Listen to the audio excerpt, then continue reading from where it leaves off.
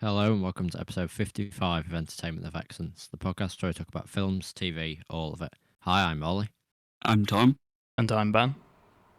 and today we're talking about the 2020 film Ma Rainey's Black Bottom. This will contain spoilers.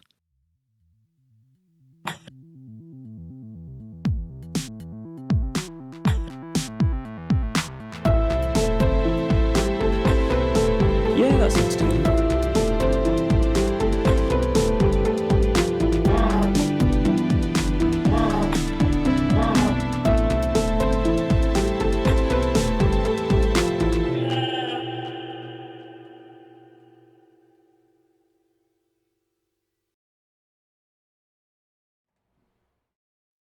So this film is set. It's basically all in like one building, apart from right at the start, and it's about a band. It's Ma Rainey's band trying to record. It's about like 4 songs for a record, and the gradual rising tensions.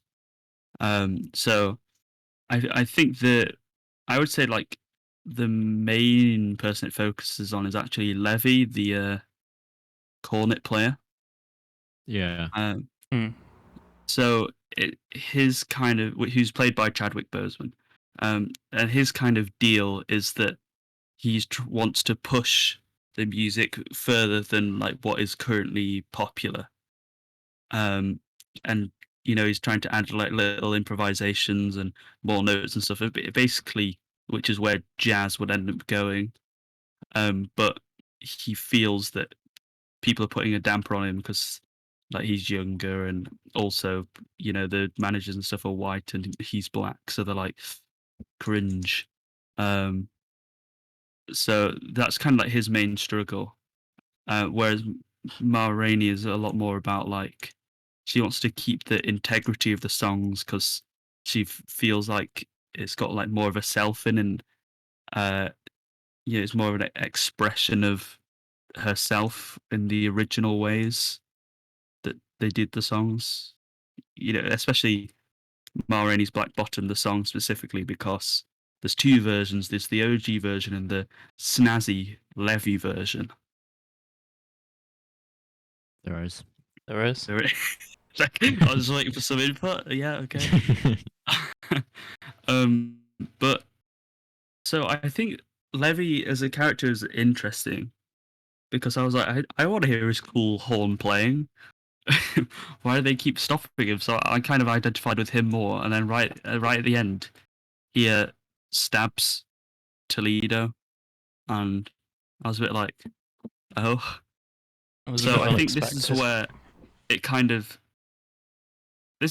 of splits me, because we'll get on to more overall thoughts later, but I think I would have enjoyed the film a lot more, or I guess a bit more, if I could fully like if I felt that at the end him stabbing Toledo was fully justified, because I Yeah. didn't really Yeah. feel, because I could tell what really helped Chadwick Boseman's performance. You could tell he was getting more agitated and frustrated over the film, and he felt very explosive. But the script didn't really make me feel like he was going to end up stabbing one of the band. I mean, I know he's just been fired, and he did step on his shoe. He did. Yeah, Oh, unbelievable that. oh no. It's pretty justified. But it Um, feels like, yeah, that annoyed me as well because it felt like I wasn't expecting him to stab anyone, obviously, but it did feel like if he were to stab someone, it would be one of the like white managers because there was quite a lot of. He had like, I think one of the most powerful moments in the film was like his monologue about his parents and about like how his dad on the outside would kind of submit to them, but he'd sort of be yeah, planning to rebel against them. So I felt like it would have been more, not necessarily satisfying, but it would have been more sort of made sense in the context of the film if he ended up stabbing yeah, one of yeah. the That white does make guys more rather sense. than him. But apart from that, I did really enjoy it. I just felt like that ending was a bit of an odd choice, but I really like that last scene of like showing that they playing his music, but with this Yeah, white band. I thought that worked really well. It was just that one and it's kind of like moment. really, um, like robotic. They've got the composer keeping exact time, and everyone's Yeah. like Yeah, playing yeah. everything precisely. That was like an interesting way of showing how if you don't give like where it was like the art is very personal, like to the person that creates it. I thought that was pretty interesting. Yeah, But because yeah, I I, just I wish they'd think that justified the stabbing more with the script. I mean he did talk earlier about how he liked his shoes, He and he did he step did. on He the paid shoes. $11 for those shoes. I know, so it does kind Um, of make sense. yeah. Apart from a lot, the rest of the script, in terms of like the dialogue, which I've heard, well, the playwright, the person that wrote the original play, August Wilson, has been praised for this before, but the dialogue often has. He didn't write the screenplay, but it has kind of. It's a very like fluid, like it's very fluid dialogue. Like it's got a very specific rhythm, and it's uh almost musical in a way. Like it's just easy to listen to, if you know what I mean. Like it's quite. Yeah, I definitely It's felt got that. specific beats. Yeah, I'm trying to think of if I can. It's kind of like Birdman has a similar kind of thing. Maybe not with the dialogue specifically, but the whole film is very rhythmic, which is why it has that kind of percussion drum yeah, soundtrack. But yeah. this does it more with like the dialogue. And Go on. in terms of the characters, I definitely felt like um it was kind of like that disparity between Ma Rainey, who uh she kind of like was forced to comply with a lot of um the sort of the way that she was expected to perform. So I know that she mentioned that these managers and people that buy the records, they're only really interested in her voice, and they're able to sort of exploit her, which I thought was very interesting, given kind of the context and the fact that she's like credited as the mother of blues music, which was kind of came out of a lot of the like liberation of African Americans, and but the way that it's kind of used, these race records are used by these white people to kind of exploit it, but at the same time she does sort of subvert that because she's obviously shown to be able to control the actions, especially of her manager, I think it was, that because she obviously has this great reputation and a lot of respect for her. So I did like that she was always kind of shown as the powerful one. I really like that dynamic. And then with Chadwick Boseman's character, he was more kind of optimistic, and he believed that, as you were mentioning before, he kind of wanted to break away from the restraints of Ma Rainey's music. She was more kind of stuck in the past, whereas he wanted to experiment a lot more. And I really like the idea that I think the door in the downstairs was kind of symbolic of him trying to.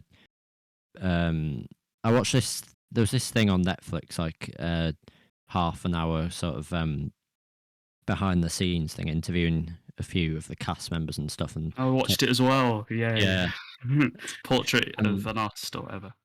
yeah, and they were talking about how the door was it was like symbolic of the fact that these people were promised these great opportunities and kind of this freedom, but when he actually breaks through the door, it's just another wall. And so I did like the way that with his character, it was that contrast between his optimism with this reality that is kind of limiting him.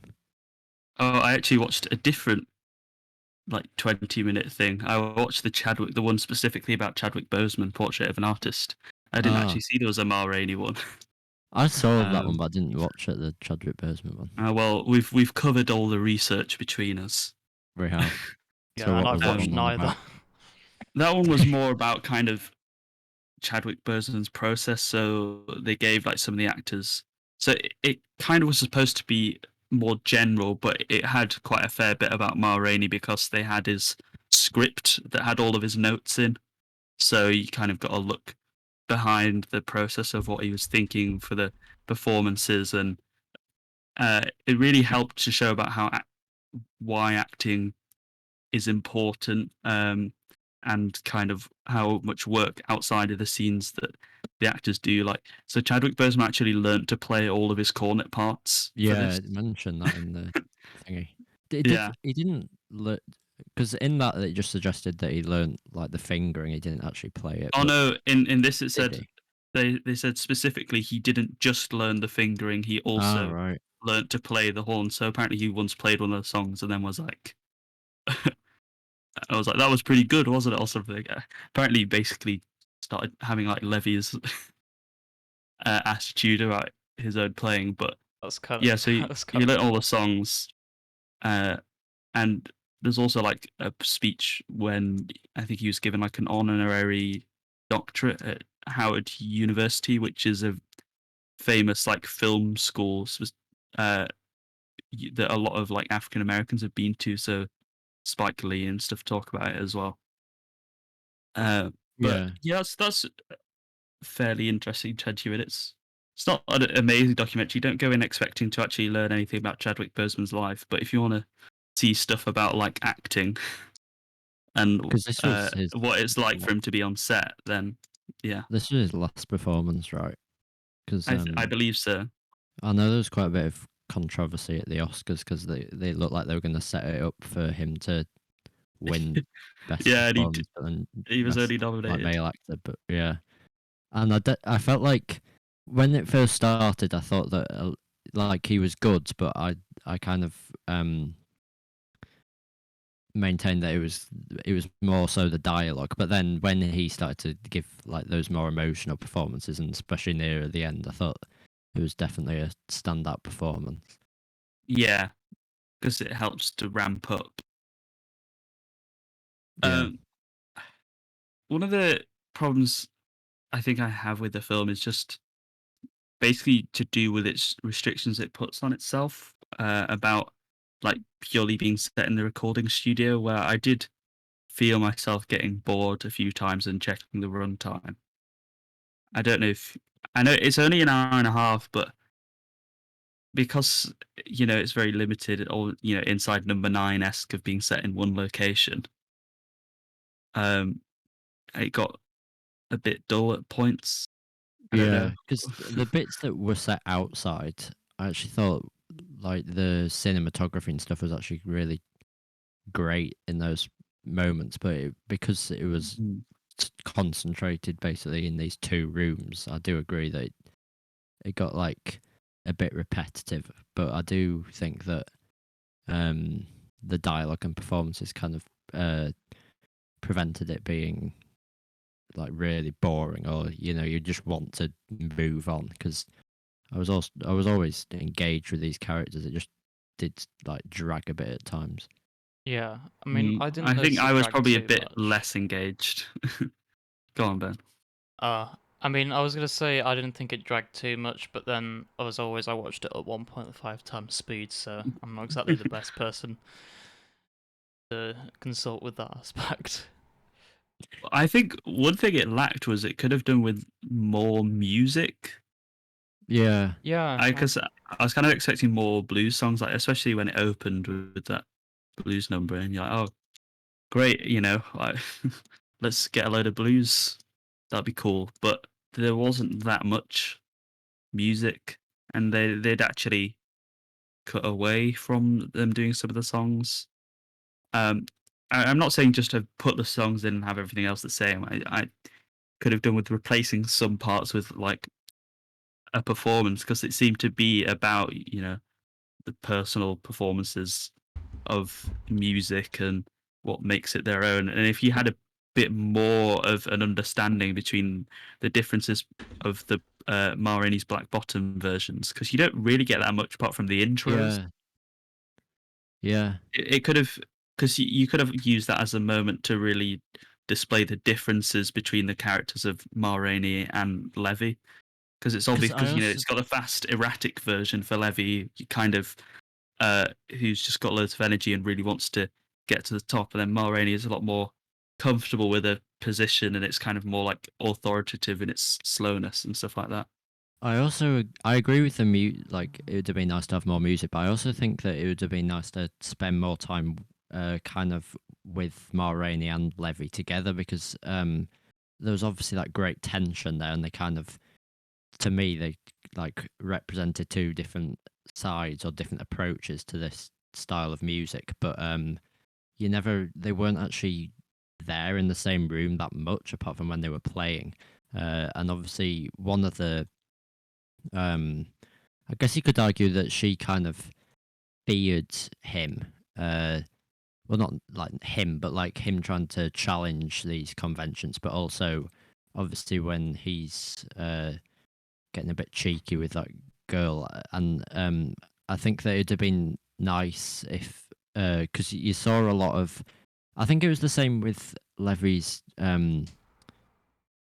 like attitude to these white managers. You get a lot of him uh, in like the basement talking with the rest of the band about it, but I don't think you really get much of it directly with the characters that he's kind of that I guess are like the foil of him. Yeah, I think they used Toledo as like the stand-in for the older and possibly more wise character, but I don't think it worked as well as when he was in Ma Yeah. Rainey, just because she was a lot more sure of herself. And he So never yeah, felt like he was really like a villain in any sense, so I no, didn't feel like he deserved to be killed at the end, but I guess he did stand on the shoes. Mm. I don't think you're supposed to think he deserved to be killed. Yeah, I know, um, but It's a I feel joke. like if he's meant to I know it was also a joke. represent if he's meant to represent that, and Levy's meant to be like challenging that, then I feel like it'd have been a bit it'd have resolved it better if he kind of, not necessarily killed, but if he'd have had some sort of clash with one of the other characters. Yeah. I So I did think like that the way it handled kind of the race issues though, and the injustice, because it never felt like there was that much overt racism in the film itself, but obviously there was a lot of reference to it, and I guess like instead of focusing on, I mean, obviously it did have some of the more emotional and kind of negative connotations of it, with like his comments on religion and stuff and his parents, but I think also there was a lot of emphasis on kind of a celebration of this music as a way of expressing this culture, sort of. well, I think that it helped that the racism was more subtle because it's more realistic because it can actually be a bit damaging to just portray it as like only um people, just being overtly racist isn't really the most general type. Yeah, So I think it helps that it was more subtle, even if it is just like getting the white band to do the music instead of Levy and stuff like that. yeah, The costumes are great as well because if you look at Viola Davis, she doesn't really look that much like she does in this film. So no, they did a good job. Like when they showed the photo of at the end of actual Ma Rainey, you could tell that they'd done a really good job with the uh, costumes and stuff and the yeah, because makeup. also in that behind the scenes thing, it showed like the costume designer who had in that tent scene at the start, she'd gone round to all of the extras and described their costumes in like meticulous details and where she'd got everything from, and she was obviously trying to keep it like really authentic, but also quite like, especially in that tent scene, it was quite uh like expressive, and it was kind of I think that was similar to the style of music. Mm.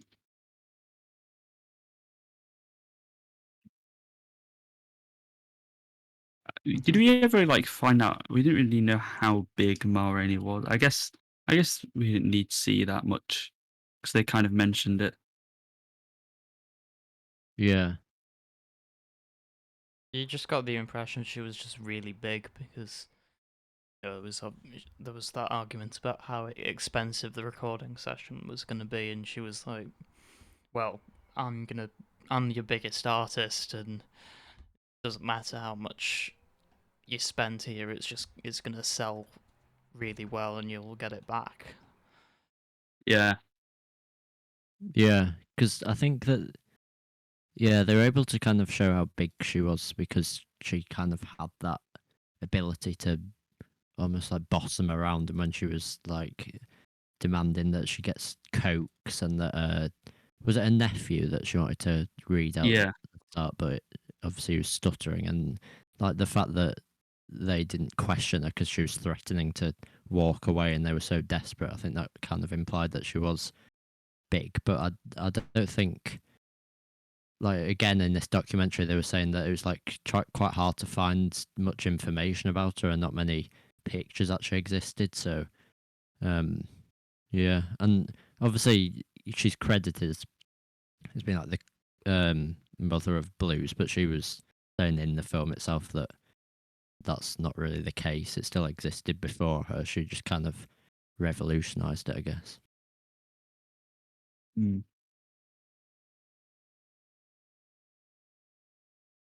Viola Davis did a really good job as Ma Rainey as well. So they managed to cast everyone well. And there's a few other faces that you recognise like here and there, like Irvin, the actor he plays Craig Kettleman in Better Call Saul. So slightly different character in that he's less of a bumbling idiot in this. And also the actor of Toledo was in the latest season of Fargo. So pretty, it's a good cast who's done decent stuff before, and they all worked really well together. Like I think all the characters are really well embodied, and then you just have more like the standout roles with Viola Davis and Chadwick Boseman, or Chadwick Boseman specifically, who was very, explosive and also very like physical with all his movements. Like he'd move around a lot, and like when he had his shoes, he was kind of dancing and stuff. So Yeah. yeah, all the performances were really great.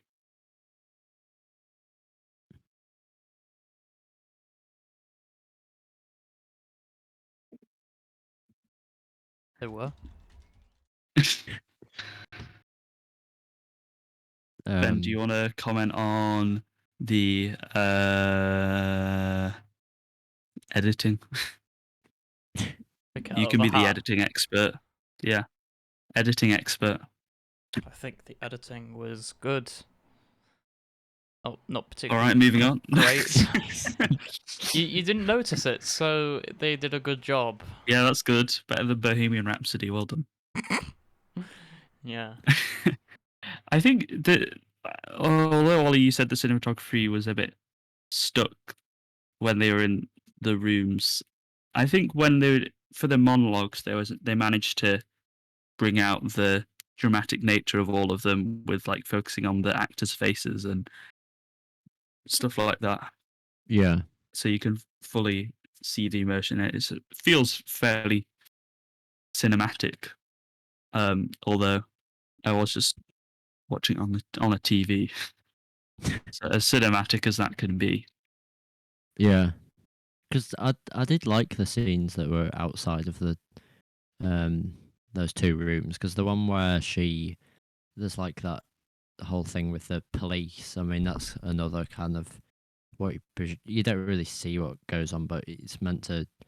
I'm guessing that like another form of racism that he's kind of like the manager's able to overcome. Does he pay him or something? I couldn't really tell, but I think there's definitely meant to Yeah. be some form of like corruption there, which I enjoyed. And then, yeah, like I did like the cinematography in general. I just do feel like at times it was a bit restricted just because of the nature of the setting. Yeah. Mm. I like the Would you be? color grading. They managed to capture that sort of 20s aesthetic really well. Yeah, it does look Yeah, really good. I think that helps with the costumes as well, but yeah, it's less like, you know, when you see the 1800s photos, but with like colorized it in 4K, and then it looks really weird. Yeah. But this kind of has the more of like the vibe with the colors and stuff. yeah. I mean, obviously, this is um mostly about music, and you were saying earlier about like the lack of music almost was a bit weird, and I definitely in that scene where Ma Rainey is kind of um she's talking to Levy about him like not kind of improvising and doing things differently. I definitely feel like it would have worked better if you'd have got more of a feel, as you mentioned, about the two different types of the song, because uh, I did kind of like those performances there because it was a bit more subtle. The fact that they both seemed quite passive aggressive, and he kind of accepted that he was gonna be fired, but then it kind of weird that he would just react like that, and obviously you get that initial anger where he goes downstairs and bursts through the door, but then it just seems a bit unprovoked when he decides to stab um, the other guy, and I feel like that was probably my main criticism, that that scene just felt a bit out of place. Mm. It's kind of Do you think abrupt.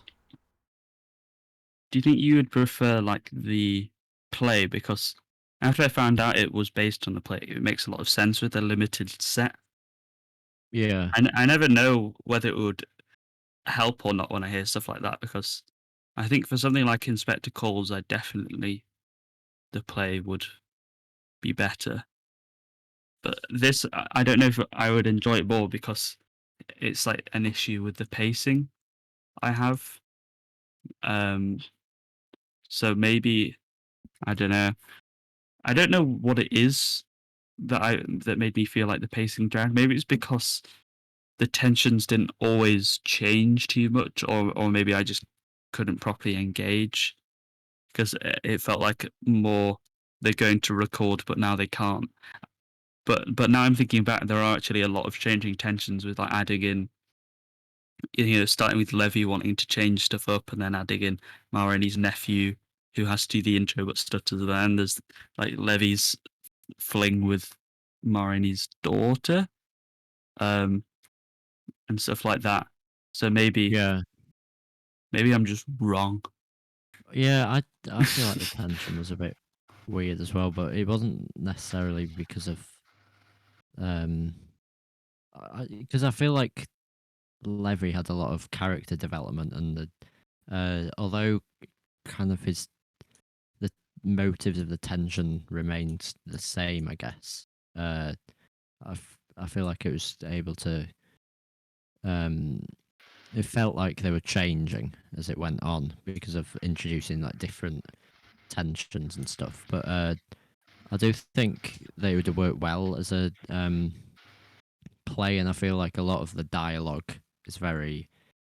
Quite a bit of it was kind of seemed quite melodramatic, and you know it, but at the same time it did kind of feel quite genuine, and like you could imagine people actually talking like this. But I would be quite interested to watch a few more of, because I know August Wilson, I think another one of his plays, Yeah, Fences, has fences. been Yeah, adapted to a film as well, so that yeah. it Denzel seems like. Washington wants to do all 10 of his. It's like some circuit. Oh, I'm not sure, but I think there's 10 that Denzel Washington says he's going to do because he only produced this, but I believe he directed and starred in Fences. Yeah, Yeah, because so we're gonna get a lot more of August Wilson. it was like um because I know they mentioned in that documentary thing that one of his greatest talents was taking like ordinary struggles and kind of elevating them to make them sort of more dramatic and stuff. But I feel like it just went a bit over the top with that ending, and it felt like it had to have this big, shocking conclusion with the stabbing, which I don't feel was necessary. And I also, as far as I'm aware, didn't actually happen when they recorded this, because obviously, if we did this episode like as episode 15 or something, we'd be answering the frequently asked questions: is this based on a real story? And yes, it is. Yeah. Yeah, it just felt really sudden and forced. It was. I didn't really like it, to be honest. I didn't think it would have worked, him stabbing anyone. I think it could have, they could have just like left it as him being sort of dejected and walking out, and then finish with the closing shot of the white band performing his song. I think that would Yeah. have got the message across the same. It was kind of just like they wanted to ram something in at the end. Like, I know he was like really upset, and the guy had stood on his shoes, but it just felt out of character, you know. Like, I don't know, mate. And I also like afterwards, my first thought was like, does this link to like him talking about his father, smiling and being nice to people, and then them murdering them? But like, Toledo wasn't particularly rude to him. He was just like had a different viewpoint, and apart from stepping on his shoes, but Because I feel like his conflict with that character was more of almost a projection of his kind of frustration with the injustice of like segregation and racial problems in America. Because obviously there was that whole thing about having fun, and then also stuff about religion. But I never felt like he was necessarily blaming him for like being directly involved or being the perpetrator of these issues. It was more just that he used him as like a source to let out his rage. But and I also don't think he was. I feel like, as you were saying, it wasn't necessarily in his character that he'd do that, because he wasn't shown to like be irrational or anything. It was, you kind of sympathised and understood his him trying to challenge and subvert a lot of the traditional approaches to this style of music, but then that behavior at the end kind of, I guess, reduces a lot of that respect for him, because he's just doing this thing that you don't really, I wouldn't say is really foreshadowed too much earlier on, or at least it might be foreshadowed a bit, but as I was saying, I never felt like that was a direct conflict with his character.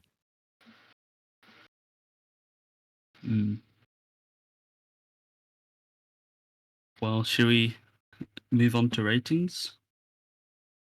Or yeah. I mean, I can't really think of anything else to say. We're just great, very talkative. Yeah. Epic. What do you think then? Open up the website that hasn't been updated since episode heck knows what 40. Yeah. Oh yeah, we need to put stuff on there because I've got no idea. I need to be able to compare it to the other things. I was gonna do the screen recording of how to edit it today, but then you were like, "Let's do the podcast," so we're doing the podcast. Yeah.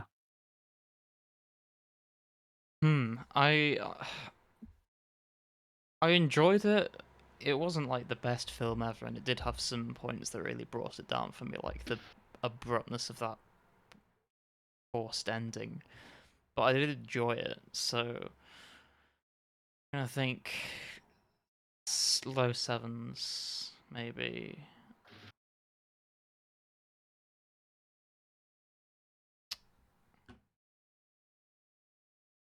Right. 6.9. Haha. Uh-huh. I think I'm gonna go 7.0. I'm gonna go. I think 7.2 because I think I liked it more than the Two Popes, but a bit less than In the Heat of the Night, which puts it at exactly 7.2. Wow. I'm gonna give it.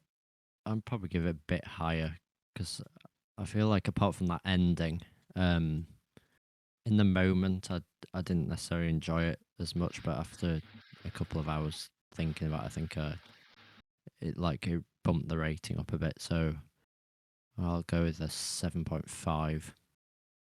Ooh. That probably puts it about a 7.2, Maths. maybe 7.23. I don't know. Can you do maths? Has anyone done maths? No, but I can do maths. Great. Add Well done. 7.2. Add. I know I'm gonna beat you. 7.5. It is 7.2. 7.23. Yes. I won. You didn't. Oh, it depends on No, it's like the delay. which side it's on. Maybe we did it exactly the same time. Yeah. Besides, the listeners will hear my end, so it doesn't really matter. Oh, Get wrecked. I've been wrecked. Special guest. That's what you get. It is. We have a submission spotlight section, which I'm tired of talking about because no one ever sends stuff in. Send stuff in. Now. No. Oh, sound like you're gonna stab someone for stepping on your shoe. I will. If you don't send a submission right now, it's like you metaphorically What, me? stood on my shoe. Yes, you. Right. Oh. Where shall I submit, Ben? You should go to the entertainmentofexcellence.weebly.com website, use the contact form, or DM us on Instagram or Twitter, both of which are at ERV Podcast. Or, I don't know, just randomly like comment on a video or something. We'll find it. Okay. Yeah. I'm in the Okay. process of doing that now. Thank you. It's okay. Really appreciate it. Tom, you're free to go ahead with the submissions now. Okay. And the recommendations. Recommendation. Oh yeah, My recommendations. recommendation is the Coen Brothers' second ever film, Raising Arizona. So it follows like a criminal who falls in love with and marries a prison officer, and then everything's going great until they find out that prison officer Ed is infertile and they want a baby, so they steal one of a rich couple's quintuplets, and wackiness ensues. I think, bear in mind, this is like the Coen Brothers' first comedy, because the first film was Blood Simple, which was more like a noir. It's already got like all the staples of a classic Coen Brothers comedy. Like that, it's so tightly written, and it's got all the brilliant like ramping absurdity that leads to brilliant moments of coincidence, and also that kind of mythic symbolism that they've got, with characters that you can't tell if they're real or what they're supposed to be. So, I mean, it's got Nicolas Cage doing a great performance in a character. I've never seen him play a character like this. He's great, and it's just got, I don't know, it's just great. It's just Coen Brothers. It's got weirdness like swingers with a million kids, and like the biker from hell, and a scene where the main character HI is running away from the police and a pack of dogs and a mental like gas station employee while trying to desperately keep a hold of a packet of nappies for the baby he stole. It's great. Great movie. Nice. Nice. Yeah. Nice. So watch it now. It's on Disney Plus. Nice. Watch it right now. But I'm doing. Okay, a I'm watching submission it. Spotlight. Do you have anything, Ben? Oh, who do you think I am? You. What's you not have a recommendation now? I do. Sorry So to it's let you like- down. Well, quickly before that, I noticed that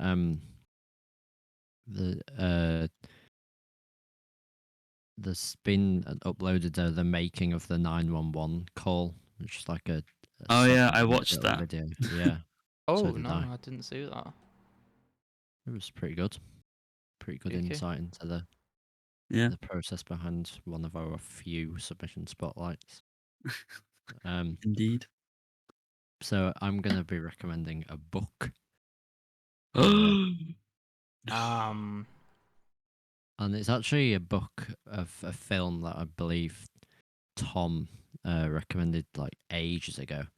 Oh, I've seen the film as well. Shall I see how long I can stretch this Yeah. on before saying what it is? I need to know. I'm on edge. well, The tension is we've killing still got me. 19 minutes until I'm supposed to end. So No, I need to know what it is. Right, I'll talk about it for like 10 minutes and I'll tell you what it's called. I'll see if I can work it out. So it's the first letter begins with a T. Right. What the first letter begins with a T? I mean the first word. Yeah. Yeah. The it's got 4 words. The next 3 words don't have a T in it. Have you got it now? No. oh, I've got it. Oh, have you? Yeah, Can you talk about yeah. the plot a bit? Why don't I just tell you what it's called? Sure, yeah. Well, actually, I believe that the film has a slightly different name because the book has the same name, but it has a "the" at the start. Right. So if you got it, No. How have you not got it yet? It's so obvious. it's the Children of Men. Oh. They didn't I have a did T in recommend that. them. How did you not get it? It doesn't have a "the" in the film. You're correct. It doesn't, but it does in the book. And I'd probably say I prefer the book a bit because the film I really did enjoy because I think it has some really good cinematography and stuff. I think it's by the same director as the person that is Roma, and it does a really great job of kind of capturing that dystopian aspect. But the book is, well, if you don't know what it's about, it's basically about like the whole of all men have like suddenly become infertile, so it's like dealing with that basically the end of humanity. But then one woman becomes pregnant. So the book split into 2 halves, and the first part is like was largely like removed from the film, and it's more like kind of like a group that's set up against the government, and it's a lot of kind of political stuff. My only criticism of that part was be that it kind of repeats the problems with the government like an awful lot, and it repeats itself quite a bit about how to sort of overcome these problems. But I do think it's a good way of dealing because slightly less than half of the book is kind of told with diary entries of the main character Theo, but the other half's just like regular third person narrative, and he's the cousin of like this evil despot, Zan he's called, and but then the second half is well, because basically in the first half it kind of I think it has a great job of capturing like that lack of hope, and it kind of combines the general pessimism of society with his own struggles, and you start to kind of learn more about his own life and like his background. But then the second half is well, it's like the premise is similar to the film, but the actual story itself does vary as well. And I think that I preferred the ending to the book. So yeah, if you want to compare them, then watch and read Children of Men. That's or The interesting. Children of Men. Because the film is probably one of my favorite films. Nice. So Cool. groovy. Yeah. Cheeky. Right. I'm trying to think if I've got. Nah, no, I'm all right. You alright? I've You- got a recommendation actually. Do you? Go ahead. Yeah, it's a really good podcast I've been listening to. It's What's it called called? it's called Entertainment of Excellence. Wow, I haven't heard of And that. I think everyone should like or rate on their podcast platform the podcast and also subscribe. That would be kind of cool. It would. How Yeah. many subscribers do they have? Not enough. Oh, that's a shame. They're a bit underrated, TBH. Well, it must be. I've never heard of them.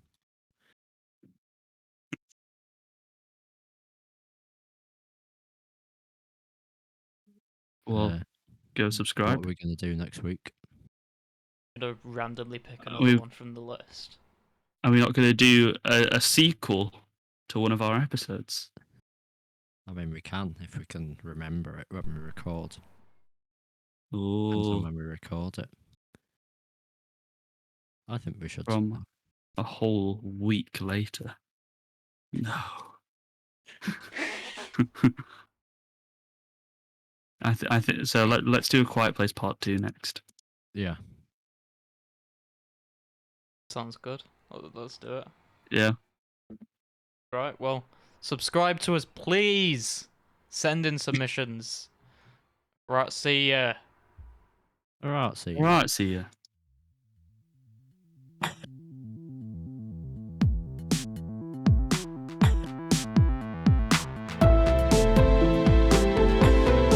Yeah, that's entertaining.